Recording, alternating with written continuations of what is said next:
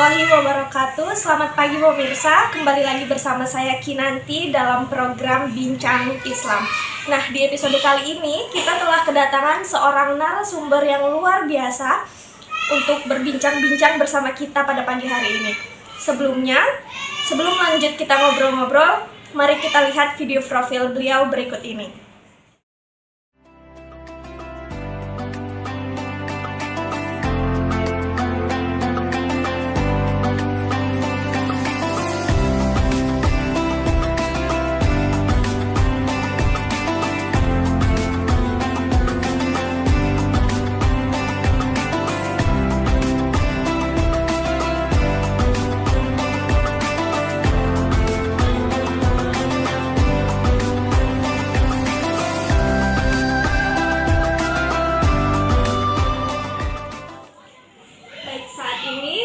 Sudah bersama Ustadz Muhammad Iqbal Wardani.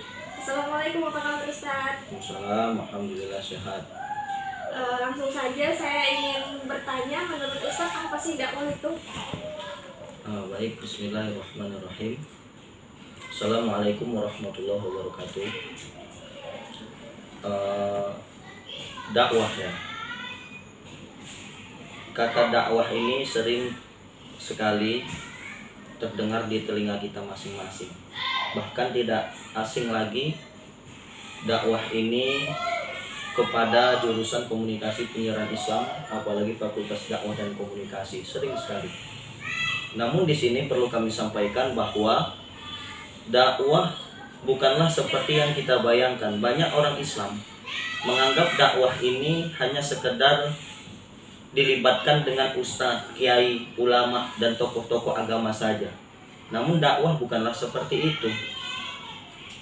Siapapun kita bisa berdakwah. Yang mengakui diri kita sebagai muslim, kita telah diamanahkan oleh Allah Subhanahu wa Ta'ala untuk diwajibkan berdakwah kepada manusia.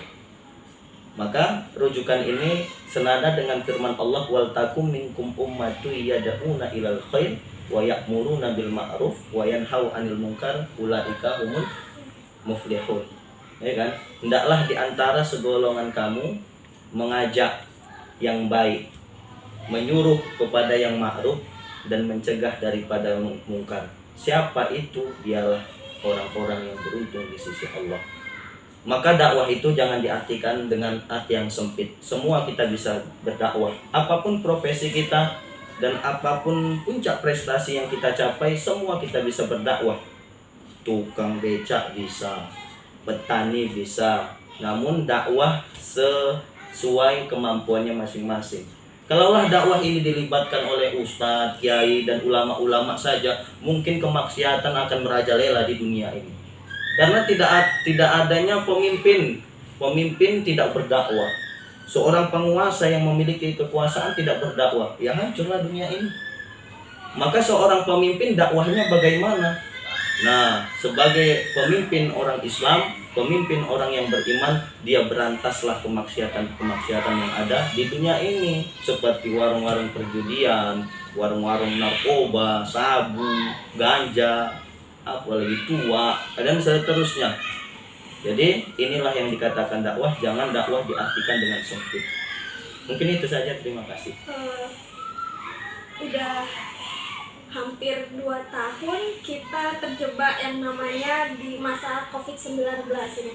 Bagi Ustadz sendiri sebagai dai, menurut Ustadz apa aja sih hambatan yang Ustadz hadapi selama masa pandemi ini, selama berdakwah? Nah, hambatannya mungkin kalau dalam kegiatan dakwah saya, salah satunya keterbatasan kendaraan menuju lokasi dakwah.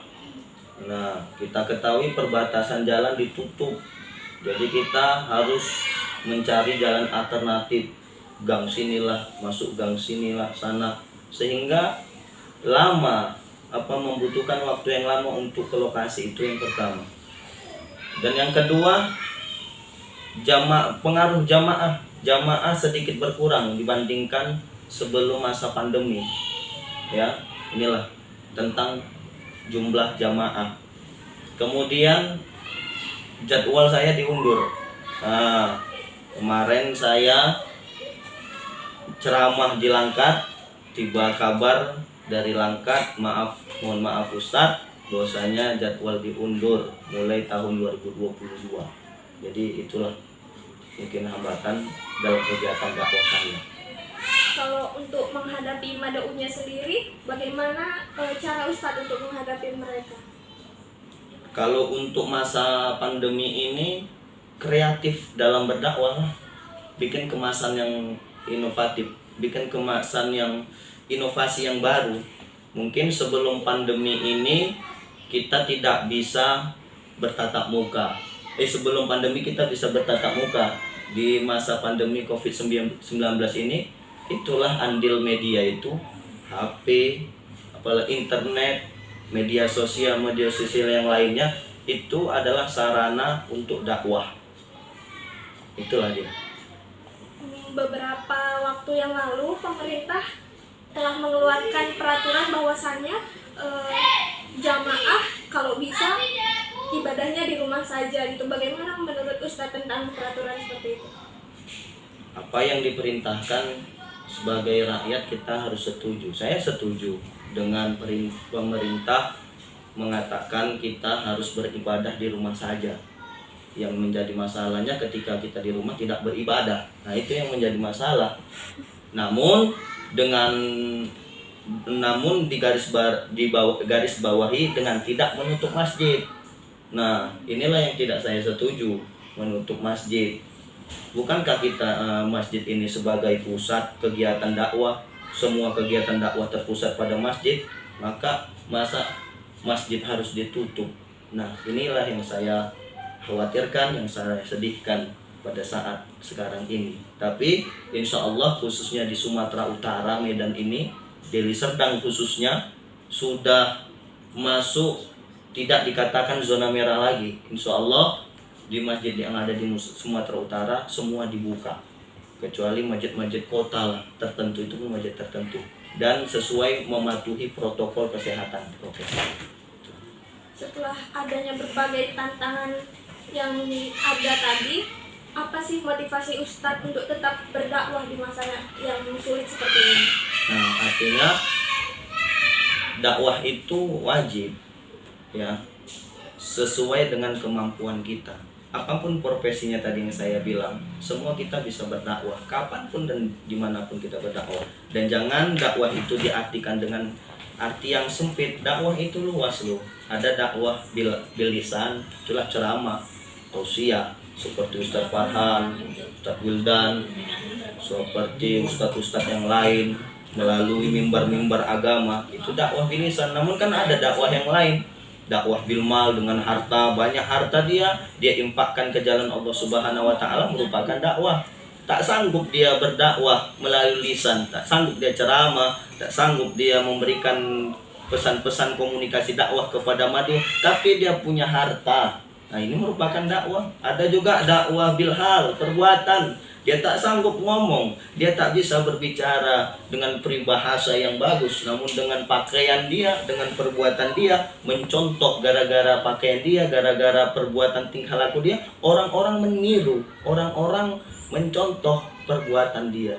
Nah, jadi motivasi itu dakwah jangan diartikan dakwah itu dengan arti yang sempit, dakwah itu cukup luas. Baik, itu saja. Terima kasih Ustadz sudah meluangkan waktunya untuk kita. Baik, itu saja bincang-bincang pagi saya bersama Ustadz Iqbal. Semoga apa yang disampaikan beliau tadi bermanfaat bagi kita semua dan kita semua termotivasi untuk menyebarkan pesan-pesan dakwah dimanapun dan kapanpun.